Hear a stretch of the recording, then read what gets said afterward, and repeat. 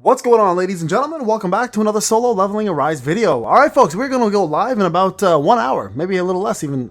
Feel free to join. We're going to do some free-to-play content, pay-to-win content, and then we're going to be covering some other games as well. Speaking of other games, there's a lot of new games coming down in 2025 that I want to cover, including, of course, SLA still being the main show. But I do want to talk about something that a lot of you guys have been asking me about lately, as I'm assuming because of Season 2 and, you know, the introduction of the game coming out as Steam this year. A lot of new players are jumping on and asking the very, very same question, the most coveted question that everybody always asks, and that is, how is the best way to gain power in this game? So I'm going to go over this. A lot of veterans, you may want to watch this. It may help you guys out as well too, to kind of get a better feel of maybe you're missing something or not, but most of you guys already know what's going on. But for the new players, this is going to help you quite a bit in terms of gaining power, okay?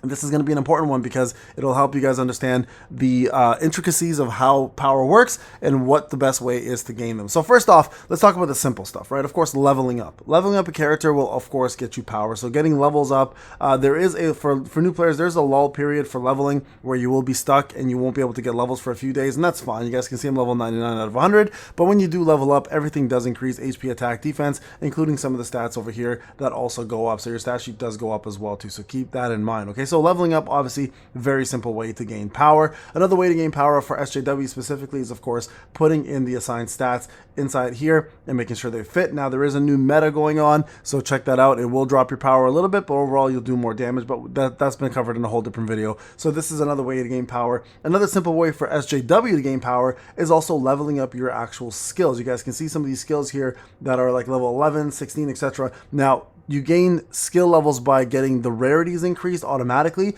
but you can also manually level up your skills as well too. So that's an easy way for you guys to focus on specific skills that you use very often. For example, let's say I use this new dagger rush and I want to level it up, and let's just say I do. This here will give me more power. So it's a very important one to focus on as well. Like, just say this one here as another example, right? This is a big one that we focus on, which is the Sonic Stream. These ones will all give you guys level increases. So I'll show you an example of how much this gives you. It's not a lot, but hey, it's still something, and it will help you increase your overall power. So there you guys go, 84. And the more important thing here, of course, is the percentage on these skills go up as you do this. So that's another way to gain power. Same thing applies with QTEs. Same thing applies with your actual ultimates. Now, keep in mind, if you were to raise this ultimate, for example, right?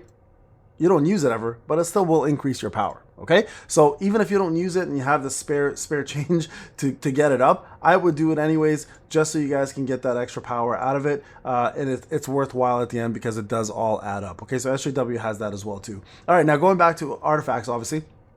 Artifacts are a simple way, getting the proper stats in the right places. So understanding which stats give more. So for example, for him, attack percentage gives more, additional attack gives a lot, critical hit gives a lot, damage increase gives a lot, defense pen gives a lot, etc. Right? So understanding which ones are which. If you want to know which stats are most important, I did a whole video on which stats give you the most power. You can go check that video out. But more importantly for him, it's attack percentage, additional attack, critical hit rate, then damage increase, then defense pen, and then etc. It goes on from there, right? So this is important. Understanding that a full 8-piece curse set, for example, level 78 full 8-piece will give you more than a 4-piece and a 4-piece. That is always the case, guys. Any 4-piece sets will not give you as much as a full 8-piece set. So if you're looking for specific power increase to beat, I don't know, the combat power, a penalty, or just get through in the next battle tier, always remember 8-piece sets will always give you more. Also, now keeping in mind going to level 20 is important in enhancements. And now, of course, with enchantments available, you guys can enchant all of your gear here as well too, using the new simulation mode, which will also give you guys quite a bit of power. You guys can see here, there's a couple that are maxed and a couple that are not. The more you put in there, the more you'll get out of it, right? So for example, this one here, there you go, I just maxed it, boom, there you go, 350 power right there. Simple, an easy way to actually gain power right now. So do your simulation modes, guys. They're super important. And these books here will push your actual account to the next level if you keep up with it, and you can get yourself the proper enchantments that you need. Okay, so enchantments are a huge one. And then, of course, another one for SJW and everybody else is going to be, well, SJW specifically here is going to be blessing stones. The higher level your blessing stones in terms of rarity, the more power you get. So, for example, this epic one here, if I want to get more power, I put on a legendary one, boom, 2,509, right? If I put another legendary one on here, you guys can see here, this is another boost right there. Now you guys can see my power is 344, 281. This is my free to play account, by the way, not my pay to win. And if you look at my battle tier, right? I'm almost at the top tier at 45. I'm just less than 5,000 away. So every little bit does help to do that. So if you're looking just to boost your power, that's a simple way to do it. But of course, knowing meta versus power, there's a big difference. And you obviously want to focus a lot more on the meta and what will help your account overall, right?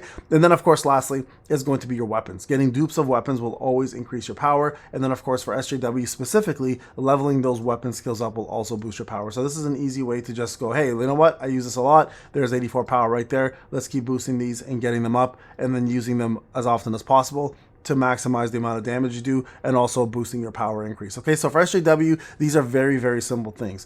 The same thing applies for hunters, minus a few different things. Hunters are a little less complicated, but they do have one extra system SJW does not have, and that's the growth system here, right? So you guys can see this yellow going to red, for example, will increase as well their HP, attack, and defense. The leveling does the same. Artifacts do the same. Getting dupes for their weapons do the same. Getting their skills up do the same. And then, of course, the cores, right? Cores are a very big example of that. So cores are a massive part of gaining power. So make sure you're doing this. I didn't talk about it on the SJW side, but of course, that's a pretty big given. SJW to hunters, cores play a major, major role in gaining power. So getting your cores up is critical for your power increase. And they do a massive amounts, but cores take a lot of time and they are a patience thing. So it's important, guys, if you are planning to focus on cores, you should be buying as many of your actual WOBL tickets as you can from the guild shop or anywhere else you can afford it, and then use those tickets to boost your core. In this case, will boost your power, and overall will give you guys what you need in regards to gaining past the combat powered penalty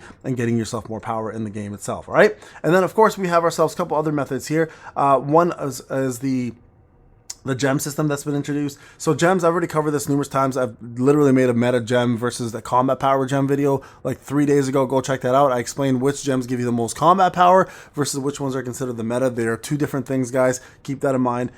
All this information here is provided to you as well in the summary, and this will affect your hunters as well as SJW. And again, go check out that video, but this plays a huge, huge role, and you should 100% be focusing on that.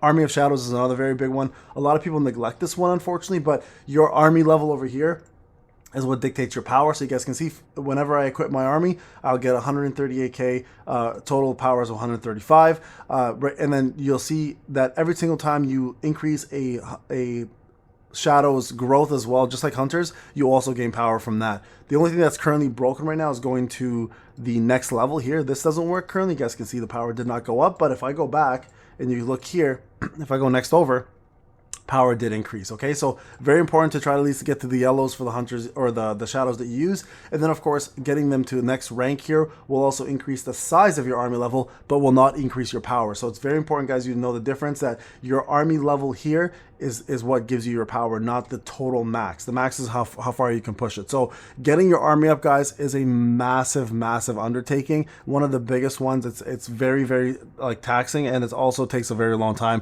So make sure, guys, you do focus on it though, and try to farm as many of the Shadow Army tokens that you can in order to get it up. Okay, and then lastly, one of the other ones that a lot of people are also neglecting outside of gems and shadows is the Armory. The Armory is a massive place here that will take your strongest weapons automatically, put them in here, and what you want to do here, guys, is you want to focus on getting each one of these armory levels from 0 to 7, and I do it one at a time. So I focus on getting all my other ones, the level 1 mark of times out of the way. And then once you're done all the level 1 mark of times, you can actually use them then to craft the level 2s. It makes it a lot easier. So you guys can see I don't need any level 1s anymore. So the Armory now just requires level 2s, and they take quite a bit. So you should focus on, I think, evening it all out. And I've made this in a video like a couple months ago saying that at this point, if you have the Essence Stones, I would start opening up these unlocked versions just to boost your power. You guys can see here, the total armory here gives 120k, 892. Now, the way it works for power for SJW, just so everyone is aware,